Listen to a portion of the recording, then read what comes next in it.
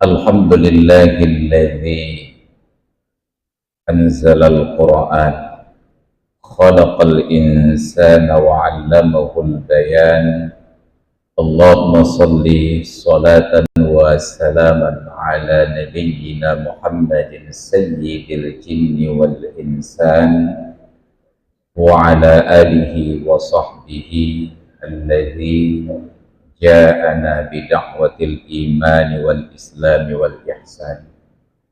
وقال الله تعالى في القرآن العظيم وهو أصدق القائلين وبقوله يهتدي المهتدون محمد رسول الله والذين معه أشداء على الكفار رحماء بينهم تراهم ركعا سجدا. صدق الله العظيم وبلغ رسوله النبي الحبيب الكريم ونحن على ذلك من الشاهدين والشاكرين والحمد لله رب العالمين. وبعد, yang kita muliakan dan hormati bersama Wakil Bupati PD Bapak Al-Zaizi beserta unsur Forkopimda yang sudah berhadir di majelis ini di tempat yang mulia dan dirahmati Allah di dalam Masjid Al-Falah. Yang saya muliakan dan saya hormati para alim ulama, teristimewa guru kita yang menjabat sebagai Ketua NPU PD Abu Ismi, yang saya muliakan dan saya hormati para perangkat daerah OPD, para asisten, para tokoh masyarakat, para camat, kecil dan mukim yang sudah berhadir, hadirin dan hadirat, bapak-bapak dan ibu-ibu sekalian yang dimuliakan Allah. Bertepatan pada hari ini Jumat sebelum terbenam matahari beberapa waktu yang lalu, kita masih berada di tanggal 12 Rabiul Awal. Sekarang sudah beranjak ke tanggal 13 yang ditandai di Republik ini sebagai salah satu PHBI, peringatan hari-hari besar Islam, yaitu Maulid Nabi kita Muhammad sallallahu alaihi wasallam. Tentu pemahamannya melihat tanggal tersebut berbeda antara kita orang tua dengan anak-anak yang masih belia. Kecil-kecil kita dulu PHBI ini yang penting tanggal merah, Tritikulah. Tapi seiring berlanjutnya usia, tentu ada rasa ingin tahu apa yang tersirat di sebalik tanggal merah tersebut sehingga diliburkan secara nasional. Maka saat kita telusuri, ternyata adalah peristiwa-peristiwa besar. Salah satunya dan yang paling besar sebenarnya adalah lahirnya Nabi kita Muhammad sallallahu alaihi wasallam. Karena secara adat, kalaulah bukan karena kelahiran Rasulullah, maka hampir tidak ada bangsa ini. Ketika terjadi dialog antar agama, ada yang mempertanyakan, Nabi Isa alaihi salam mampu menghidupkan seorang manusia yang sudah mati. Lalu apa kelebihan Nabi Muhammad yang diutus di akhir zaman ini? Tentu kelebihan pertama, kelahiran beliau diinformasikan oleh Nabi Isa tersebut. Wa mubasysyiran bi rasulin ya'ti min ba'di ismuhu Ahmad. Ungkapan Nabi Isa diabadikan oleh Allah Ta'ala di dalam Al-Quran. Saya datang menyampaikan berita gembira tentang lahirnya seorang Nabi setelahku yang namanya Ahmad. Karena ayat ini menyebutkan secara harfiah namanya Ahmad, akhirnya muncullah nabi-nabi palsu yang punya latar belakang nama Ahmad. Mulai dari Mirza Ghulam Ahmad, pelopor Ahmadiyah Qadian, sampai dengan Ahmad Musaddiq yang ada di Indonesia, juga mengaku sebagai nabi. Maka patut kita curigai orang-orang yang bernama Ahmad akan mengaku nabi. Itu yang pertama. Yang kedua, ternyata kalau Nabi Isa alaihi salam mampu menghidupkan seorang yang sudah mati, wa uhyil mauta biiznillah, aku hidupkan orang yang sudah mati dengan izin Allah. Nabi kita Muhammad sallallahu alaihi wasallam memang tidak menghidupkan orang mati, tetapi diabadikan oleh orang-orang bijak. In kana Isa bin Maryam qad ahyal mauta wa anta ahyaita ajyalan minal ajami. Bila Isa putra Maryam mampu membangkitkan seorang dari kematian, maka engkau wahai Nabi yang mulia, engkau bangkitkan banyak generasi dari ketiadaan. Maka andai kata Rasulullah tidak diutus, akan berlanjut tradisi membunuh bayi perempuan. Bila semua perempuan sudah tidak ada lagi, maka manusia tidak akan bereproduksi. Maka tidak akan ada Belanda yang menjajah Nusantara dan tidak ada proklamasi kemerdekaan di 17 Agustus. Semua sebuah mata rantai. Maka para ulama katakan bahwa peringatan Maulid Nabi min ahsanil qurbat, bentuk pendekatan diri yang paling utama kepada Allah sebagai wujud rasa syukur nikmat yang terbesar. Tapi pertanyaannya, apa isi dari peringatan Maulid? Yang kita kenal selama ini dan populer bagi kita hanya sebatas perbaikan gizi saja. Maka diadopsi oleh pemerintah dengan makan gizi siang gratis, bergizi, MGB. Tetapi inti dari peringatan Maulid bukanlah tentang makan minum. Inti tentang peringatan-peringatan di dalam Islam merujuk kepada keteladanan. Maka kalau kita baca ayat-ayat Al-Quran, setiap kali Allah bercerita tentang keteladanan satu kaum atau seseorang di masa lalu, Allah memulainya dengan kata watlu. Maka ketika Allah bercerita tentang putra Adam, watlu alaihim naba abnai adama bil haqq idh qarraba qurbanan fatuqabbala min ahadihima wa lam yutaqabbal minal akhar. Bacakanlah untuk mereka, untuk umatmu, tentang dua orang putra Adam ketika kedua-duanya melaksanakan kurban kepada Allah, diterima salah seorangnya dan ditolak kurban yang lain. Tidak penting siapa orangnya, apa namanya, kapan hidupnya, berapa usia hidupnya. Tapi yang penting adalah keteladanan bahwa dua orang yang berkurban ini, satu diterima, satu tidak. Apa keteladanannya? Pelajaran penting. Innama yataqabbalullahu minal muttaqin. Kenapa yang seorang diterima? Yang diterima ini membuat pembelaan. Allah hanya akan menerima kurban dari orang yang motivasinya karena takwa. Pembelajaran. Lalu berjalan dari surat Al-Maidah ke surat Al-Kahfi. Ketika umat bertanya kepada Nabi tentang seorang tokoh Iskandar Zulkarnain. Yas'alunaka an Zulkarnaini. Mereka bertanya kepadamu wahai Muhammad tentang Zulkarnain. Apa jawabannya? Qul sa'atlu alaikum minhu dzikra. Kami akan bacakan sekelumit kisah hidupnya. Inna makkannahu fil ardi wa atainahu min kulli syai'in sababa. Kami berikan kekuasaan kepadanya di muka bumi dan kami berikan jalan untuk mencapai cita-cita. Maka ketika lahir Nabi Muhammad, inti dari peringatan Nabi bukan tentang sejarah beliau, tapi keteladanan apa yang kita petik sesuai dengan tantangan zaman. Maka tantangan zaman kita sekarang adalah tentang kemiskinan. Dan kemiskinan tersebut sangat kontras dengan negeri yang kaya. Maka timbullah gejolak-gejolak. Saat itulah Islam datang melalui Rasulullah memberikan sebuah keteladanan. Bahwa di dalam Islam, prinsip yang paling utama, akhlak yang paling utama, bukanlah yang selama ini digembar-gemborkan. Salat fardu 5 waktu.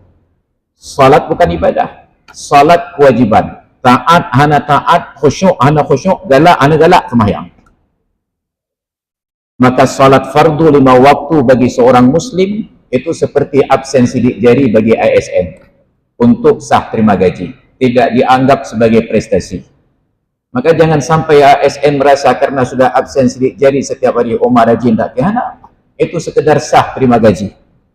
Tapi bila ingin beribadah kepada Allah, lakukan sesuatu yang lebih daripada kewajiban tersebut. Maka ada solat sunat, ada puasa sunat, ada sedekah sunat, ada haji dan umrah sunat, rok bang sunat. Tetapi dari semua ibadah-ibadah sunat ini, yang paling diapresiasi di dalam Islam ada dua perkara. Datang seorang sahabat, dalam riwayat yang lain dijelaskan bahwa yang bertanya ini namanya Abu Musa al-Ash'ari. Ya Rasulullah, ayyul islami khairun? Dalam Islam itu akhlak apa, perangai apa yang paling baik? Apa jawaban beliau? Itulah jawaban kita untuk tantangan zaman sekarang ini. Tut'imut ta'amah, engkau beri makan. Wa taqra'us salamah, engkau deklarasikan rasa aman, engkau ucapkan salam. Kepada siapa? Ala man arafta, kepada orang yang engkau kenal. Wa man lam ta'rif, dan orang yang tidak engkau kenal. Dua perkara ini memberikan rasa aman dan mengamankan dari rasa lapar, berpadu dan berulang-ulang di banyak ayat dan banyak hadis. Bahkan orang Quraisy dituntut oleh Allah untuk beribadah.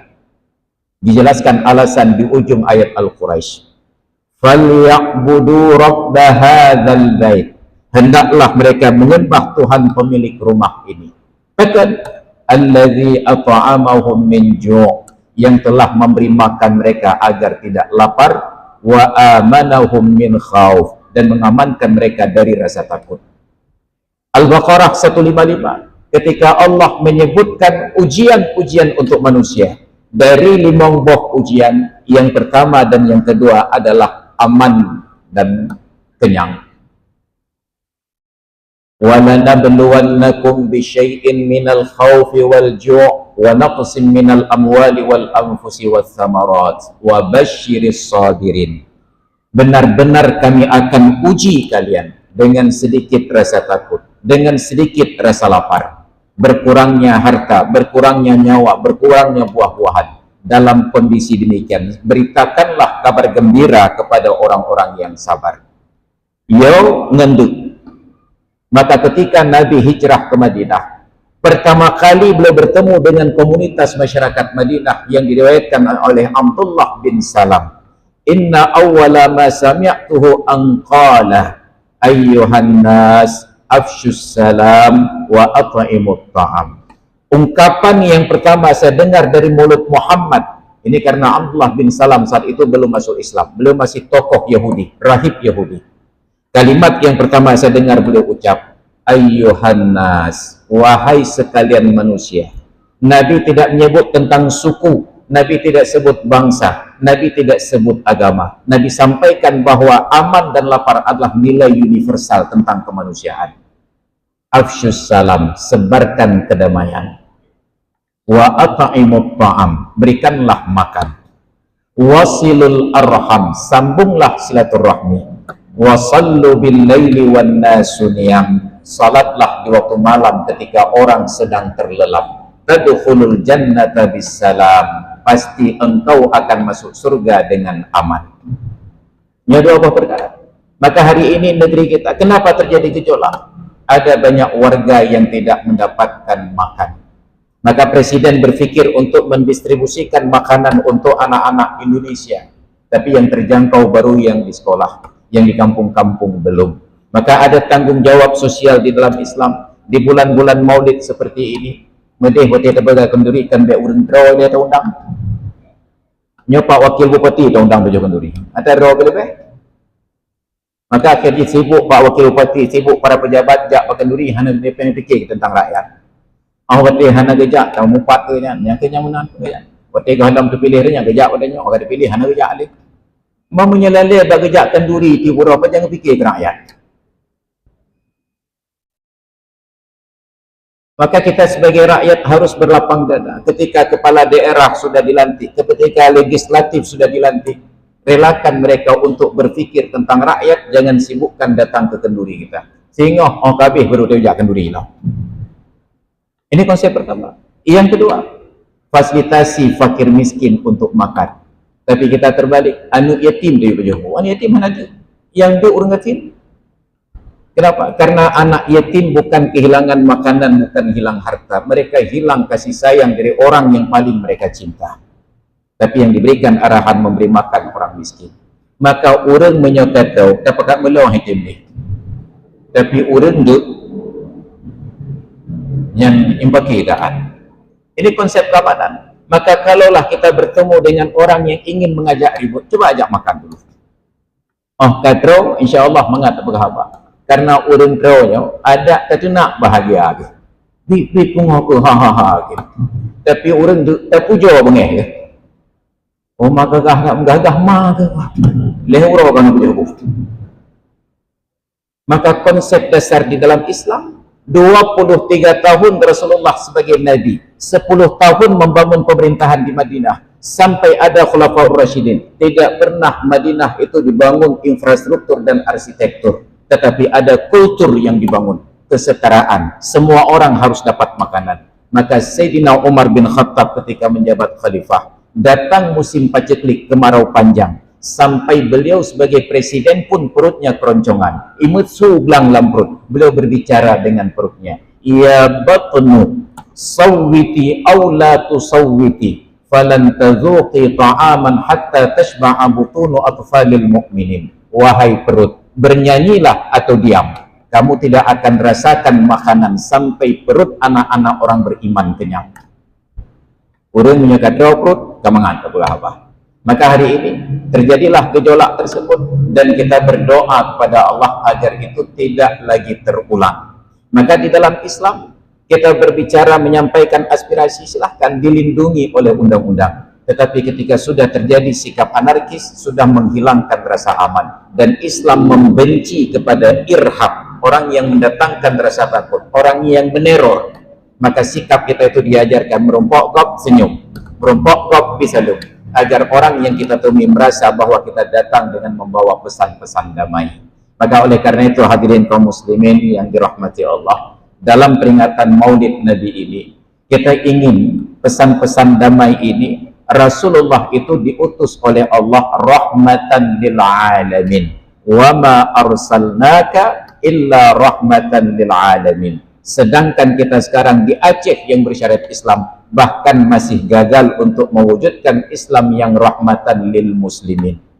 Maka Aceh dan yang waktu terpegat kenduri mulut nakam undang orang non muslim, orang Cina yang non muslim, orang Kristen, orang Hindu, orang Buddha.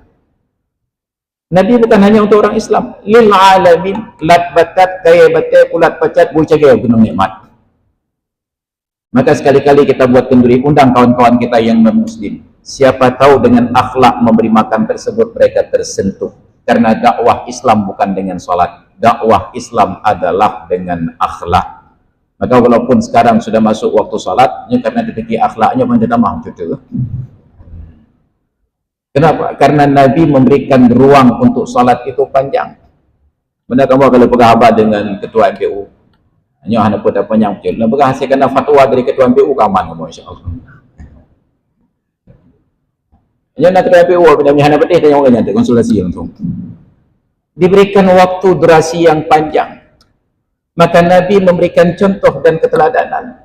Satu hari berkumandang azan zuhur, beliau keluar dari rumah untuk menuju masjid menunaikan salat. Dalam perjalanan dicegat oleh seorang warga, seorang sahabat. Ya Rasulullah, ini tolong dong jangan. Melihat kondisinya sangat mendesak, maka Nabi tunda hasrat ke masjid, beliau selesaikan hajat sahabat ini. Sampai telat beliau ke masjid dan para sahabat lain menanti.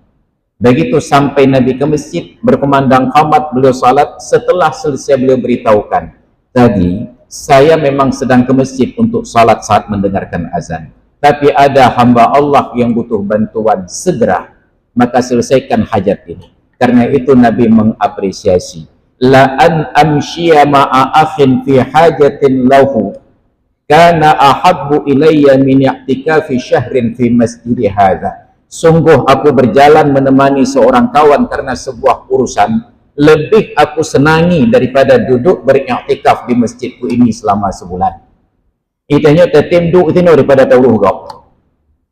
Promoh tu mekarat kekenang sadaqallah ini.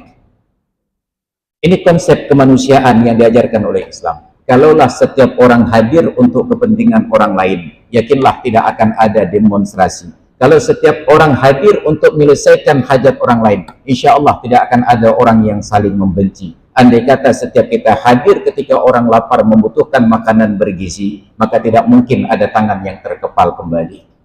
Maka Islam ajarkan kedamaian. Oleh karena itu dalam Al-Quran Allah Ta'ala memberitahukan, wa allafa baina qulubihim law anfaqta ma fil ardi jami'a ma allafta baina qulubihim walakinna Allah allafa bainahum. Allah jinakkan hati-hati mereka untuk bersatu. Kalau engkau belanjakan semua kekayaan di dunia, persatuan itu tidak akan terwujud, tapi Allah yang mempersatukan hati mereka. Maka hadirin dan hadirat sekalian yang dirahmati Allah, dalam Islam kita diajarkan oleh Allah untuk bersatu di dalam ibadat. Apapun mazhab kita, apapun aliran kita, selama kita Islam tetap salat menghadap ke arah kiblat yang sama. Apapun perbedaan manhaj kita, ketika salat berjamaah tetap mengikuti instruksi dari imam yang sama. Di dalam salat tidak ada perbedaan pangkat dan jabatan, sama-sama, yang lebih pangkatnya hanya imam dengan muazzin saja. Maka oleh karena itu mari kita jadikan masjid sebagai ruang persatuan.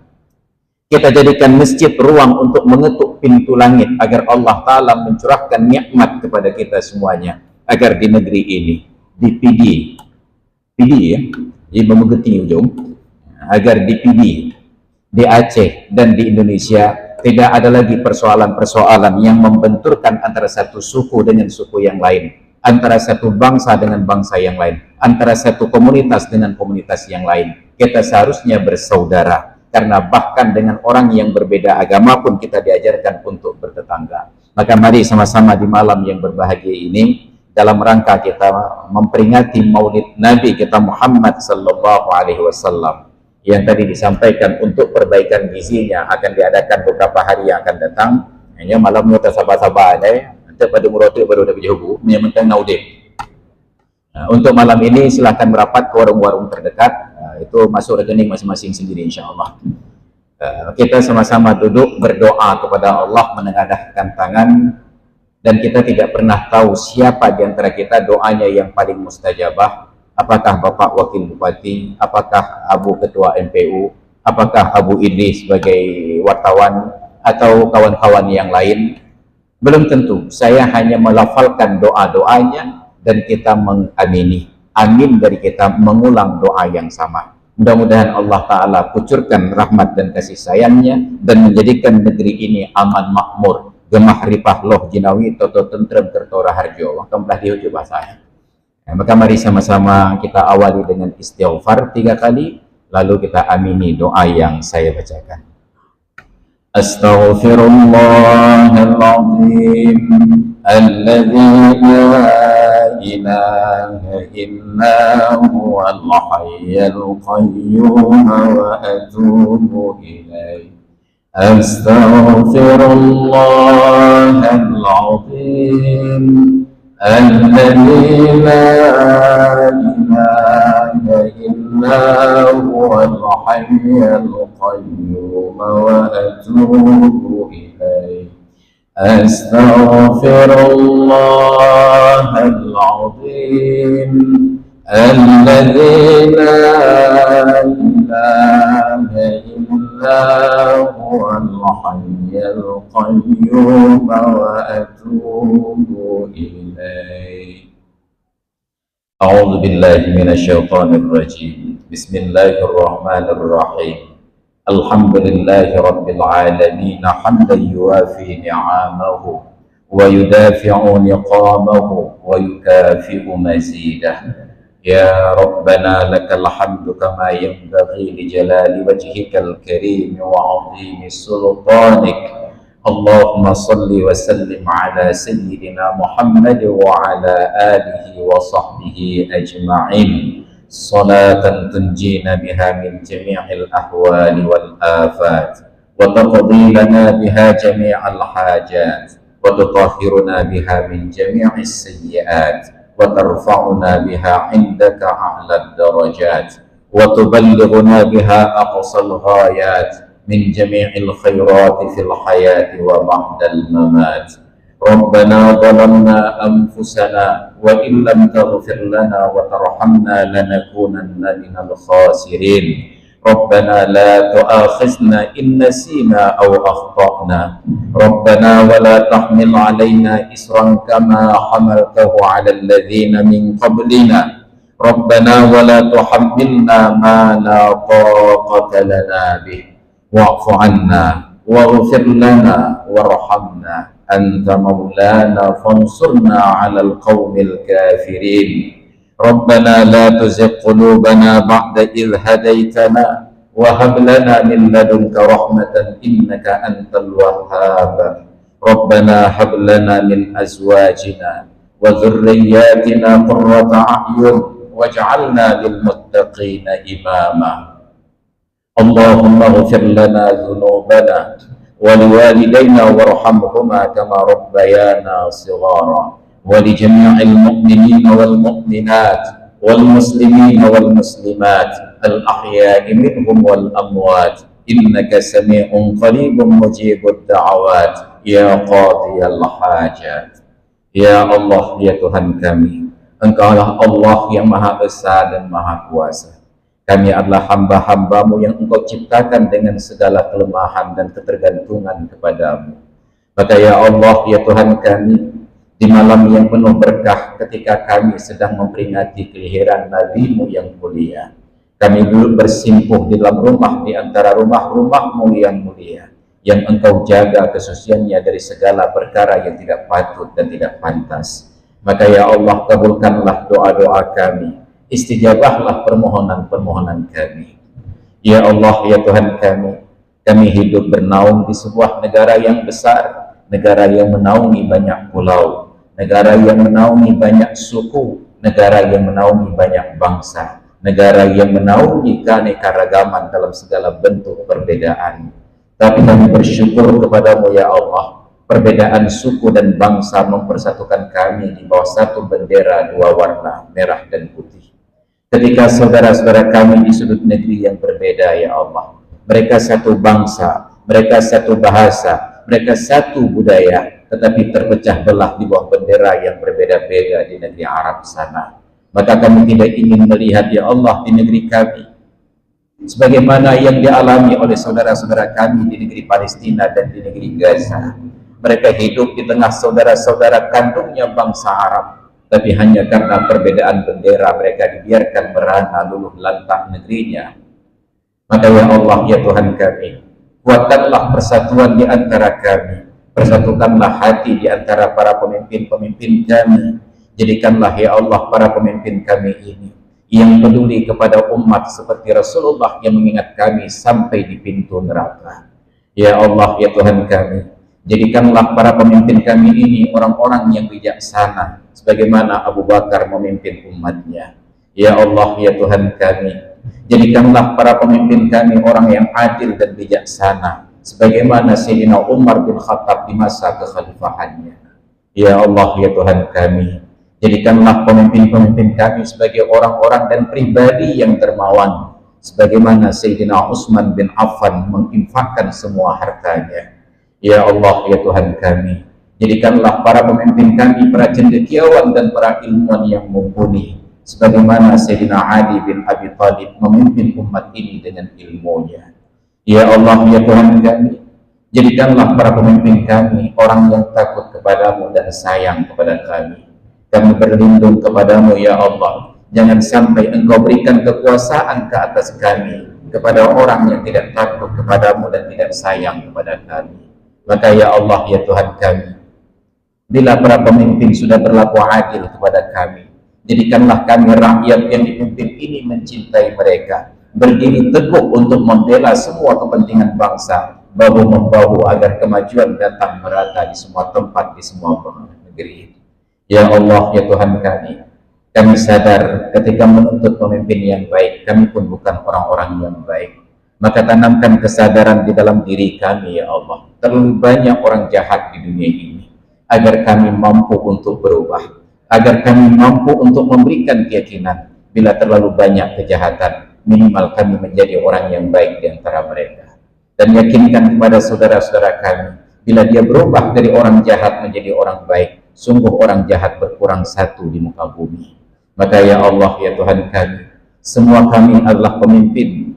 Seorang presiden memimpin sebuah negara, seorang gubernur memimpin sebuah wilayah provinsi, seorang bupati dan wali kota memimpin sebuah daerah tingkat 2. Bahkan kami masing-masing pun ya Allah adalah pemimpin di rumah tangga. Maka jadikanlah harapan kami ya Allah, sebagaimana pemimpin harus adil, sebagai suami kami juga berlaku adil kepada istri dan anak-anak kami. Maka ya Allah, ya Tuhan kami, bahkan orang yang lajang pun di antara kami adalah pemimpin. Engkau ciptakan hati sebagai raja, anggota badan sebagai rakyatnya. Maka jadikanlah hati kami hati yang tunduk dan patuh cinta kepadamu. Ya Allah, ya Tuhan kami, telah Engkau ilhamkan Islam dan iman di dalam hati kami. Maka jadikanlah hati kami tenang dengan berzikir kepadamu. Alladzina amanu wa tatma'innu qulubuhum bi dzikrillah. Ala bi dzikrillahi tatma'innul qulub. Allahumma rabbana taqabbal minna du'aana innaka antas sami'ul 'alim wa tub 'alaina innaka antat tawwabur rahim. Allahumma la tada' lana fi maqamina hadza dhanban illa ghafartah wa la daynan illa qadaitah wa la maridan illa shafaitah wa la mayyitan illa rahimtah wa la hajatan min hawaijid dunya wal akhirah hiya laka ridha wa lana fiha salah illa qadaitaha ya rabbal alamin. Allahumma rabbana atina fid dunya hasanah wa fil akhirati hasanah wa qina adzaban nar. Wa sallallahu ala sayyidina Muhammad wa ala alihi wa sahbihi ajma'in walhamdulillahi rabbil alamin. Terima kasih atas perhatian dan mohon maaf atas segala kekurangan. Mudah-mudahan pertemuan kita diberkahi oleh Allah, doa dan harapan kita diijabah oleh Allah, pertemuan kita diberkahi dan perpisahan kita dijaga dari silap dan salah, agar dipertemukan kembali di masjid-masjid yang diridhai oleh Allah Subhanahu wa taala. Amin ya rabbal alamin. Hadanallahu wa iyyakum ajma'in. Assalamualaikum warahmatullahi wabarakatuh.